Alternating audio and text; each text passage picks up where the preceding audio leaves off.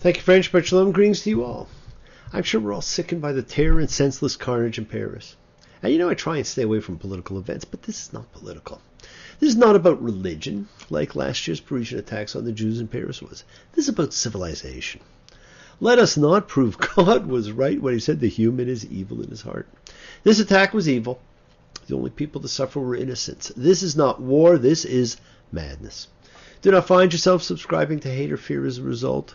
Well, it may sound contrite. Ultimately, love is the key.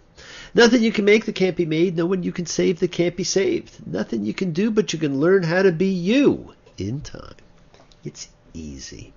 All you need is love. It's true, friends. All you need is love. Let us all send love, goodwill, peace to everyone. Let us not turn to hatred or isolation. Je suis Paris. Now, I'd like to take a moment to say the peace prayer attributed to the late great sage Rabbi Nachman of Breslov from the late 1700s. And if anyone would like a copy of it to recite yourself or with your groups, please send me an email and I will send it to you. Lord of peace, divine ruler, to whom peace belongs, master of peace, creator of all things, may it be your will to put an end to war and bloodshed on earth, and to spread a great and wonderful peace over the whole world, so that nation shall not lift up sword against nation, neither shall they learn war anymore. Help us. Save us all, and let us cling tightly to the virtue of peace. Let there be a truly great peace between every person and their fellow, between husband and wife. And let there be no discord between any people, even in their hearts. And may it be that all people love peace and pursue peace always in truth and with wholeheartedness, without holding on to any disputes ever again, which would divide us against each other. Let us never shame any person on earth, great or small. May it be granted unto us to fulfill thy commandments, to love thy neighbor as thyself, with all our hearts and souls and bodies and possessions. And let it come to pass in our time as it is written, and I will give peace in the land. And you shall lie down, and none shall make you afraid. I will drive the wild beasts from the land, and neither shall the sword go through your land. Lord, who is peace, bless us with peace. And I want to send out birthday wishes to Baruch, a name that means blessing, a true blessing in my life. The inspiration for many of the things I talk about and have incorporated in my website. A seeker, a thinker, a helper to all. Have a fantastic celebration. I still almost remember the one from my last visit. I'm shouting all about love. Well, they treated you like a dog, but you were the one who had made it so clear all those years ago. Now, I was talking with a teacher of mine the other day, and we were talking about time and how two simple questions that you can ask anybody say so much. Ask someone, think about it yourself, my friends, what were the events that mark the longest 5 minutes you ever spent and the shortest? Well, you hear things like time at the dentist, exam times, happy events, waiting to hear if the answer was yes, sad events, frightening events, stimulating events. Everyone has an answer, and they're all different. They're all personal, and they're all individual. But so many center on making a decision. Those life-defining moments we've been talking about, the ones involving all of the patriarchs and Moses, on making a choice. A choice that acts upon your life and sends it off in a direction you may not have been prepared for. Did you ever have to finally decide? Say yes to one and let the other one ride. There's so many changes. The tears you must hide. Did you ever have to finally decide? Well, time can stand still during those scant few minutes. But in reality, 5 minutes is 5 minutes and cannot be longer or shorter. But we perceive time differently. Now, there's two types of time perception. Regular chronological start and finish measurable time. And the other kind of time, which is another Greek word, kairos time. When you're a part of it, what we refer today as the flow. But that's certainly not new. You see, friends, Abraham being told to go, being told to take his son and sacrifice him, that incredible Delphic oracle story that introduced the twins last week, those were flow. It was about choice. Now, the crucial point in the story of the birth of the twins is not the fact of birth itself, but the future fate or struggle between the siblings.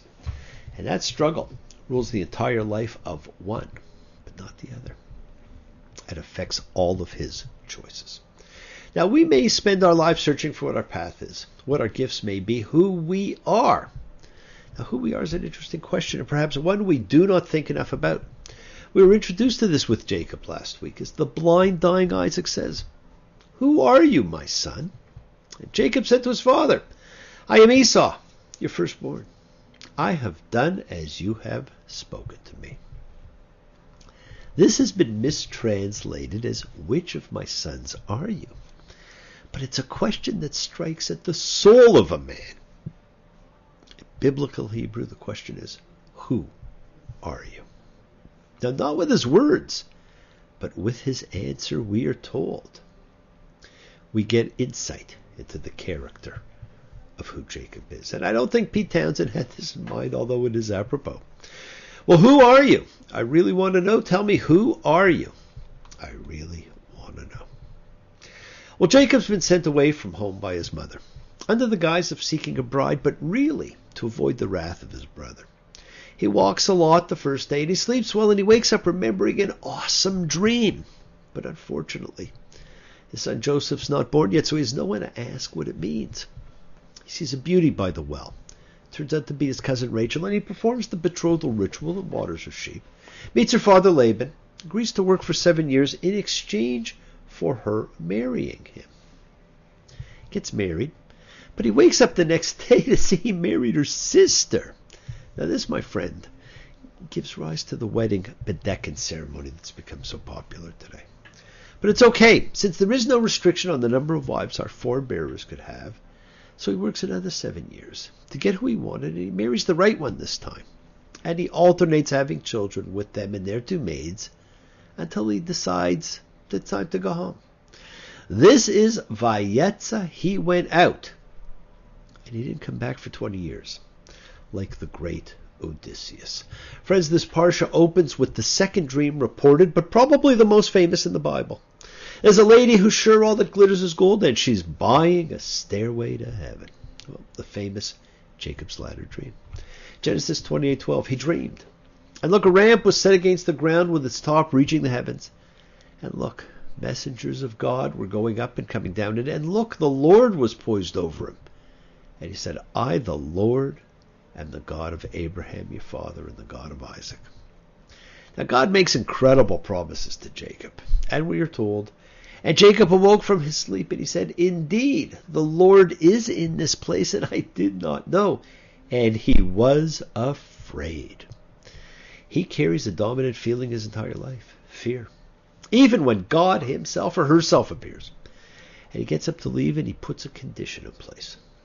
"If the Lord God be with me, and guard me on this way that I'm going, and give me bread to eat, and clothing to wear, and I return safely to my father's house, then and only then the Lord will be my God." Okay. So if God goes with him, protects him, provides anything and everything he would need or want, and then returns him to where he came from in order to claim his inheritance, then and only then he too will accept God as his Lord. Wow. I did not get that memo. Well, there you go, my friends. To some, it is the first demonstration of chutzpah, which, although thought to be from the Yiddish, is actually from Aramaic hu shpa. Therefore, it would be a Second Temple term. But it's also a simple statement of what anyone can actually expect, if you believe. Now, this parsha is filled with payback. Jacob marries 2 of his cousins, has his famous children, magically manipulates his uncle's flocks, sneaks away in the middle of the night, and begins to fear that he will see his brother again, and panic sets in. Panic and fear. They just seem to go hand in hand. As you know, sometimes there is so much in what we read that you don't know where to begin or what to focus on. And sometimes it seems like you have to really struggle to find something. Well, Genesis, unlike any other book in the Bible, is of the former, while to many Leviticus, the book of priestly rules, is of the latter. Now, there actually is something in everything. But Genesis is different. As I mentioned before, it is the only book of the Bible which can be read as its own book from start to finish, a self-contained unit. Now, there's the odd little part that doesn't fit, but overall you can read the whole thing. Now, someone had asked me when these events took place. I told them we're not sure. We use a best guess for dating many things. We base it on available organic evidence, and that is why things may change. we may discover something not known before that alters what we thought previously.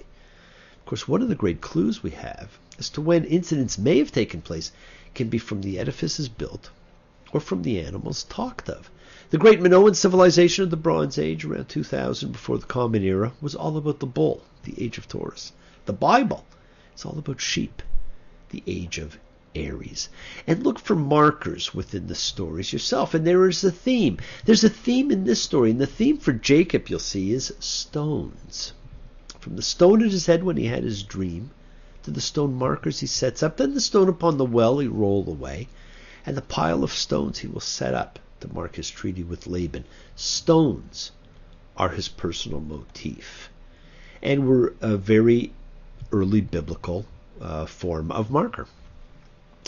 It's so important in the betrothal scene. What he rolls this huge stone from the well for Rachel, and we have now seen this betrothal scene several times, but this time it is accompanied by Herculean strength. His love is demonstrated as he rolls the giant rock away and waters the sheep. Falls in love with Rachel, the younger daughter, and then meets and tells his story to Laban. Genesis 29:15. And he stayed with him a month's time, and Laban said to Jacob, "Because you are my kin, should you serve me for nothing? Tell me what your wages should be." Now, Laban had 2 daughters. The name of the elder was Leah, the name of the younger Rachel. And Leah's eyes were tender, but Rachel was comely in features and comely to look at. Jacob loved Rachel. And he said, "I will serve 7 years for Rachel, your younger daughter." And Laban said, "Better I should give her to you than give her to another man. Stay with me." And Jacob served 7 years for Rachel. Sometimes you really dig a girl the moment you kiss her. Then you get distracted by her older sister, when in walks her father and takes you in line and says, "You better go home, son, and make up your mind." Well, Jacob says, "Give me my wife, for my time is done, and let me come to bed with her." When evening came, Laban took Leah, his daughter, and brought her to Jacob, and he came to bed with her. And Laban gave Zilpah, his slave girl, to Leah, his daughter, as her slave girl. "What is this you have done to me? Was it not for Rachel that I served you? And why have you deceived me?" Talk about calling the kettle black. And Laban said, "It is not done thus in our place, to give the younger girl before the firstborn." Boom. Instant karma's going to get you. Why in the world are we here? Surely not to live in pain and fear. Why on earth are you there when you're everywhere? Come and get your share. Well, we all shine on. I love it, friends. It is not done thus in our place, to give the younger girl before the firstborn. Laban is an instrument of dramatic irony, and it has the effect of touching a nerve of guilty consciousness in Jacob, who in his place acted to put the younger before the firstborn. This effect is reinforced by Laban's referring to Leah not as the elder, but in the Hebrew as the firstborn, Bechira. Now, the whole story of the switch brides is a meting out of poetic justice to Jacob.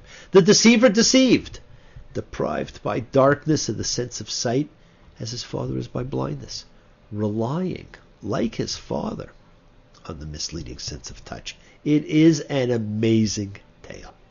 Now, I often tell my students to go and read the Midrash Bereshit Rabbah section, which vividly represents the correspondence between the two, as we were told. "And all that night he cried out to her, 'Rachel.' And she answered him in the morning, and look, she was Leah. He said to her, 'Why did you deceive me, daughter of a deceiver? Didn't I call out Rachel in the night, and you answered me?' She said, 'Isn't this how your father cried out Esau, and you answered him?'" Fantastic. They just don't write this stuff anymore. Well, we all know the story. He works 7 more years and gets to marry Rachel. So think of the 5-minute question. Were those fast or slow? 7 years for Jacob. He stays and he works longer. So now he's up to 20 years. So he's been there 20 years and he hates Leah. And so God takes pity and Leah gets pregnant.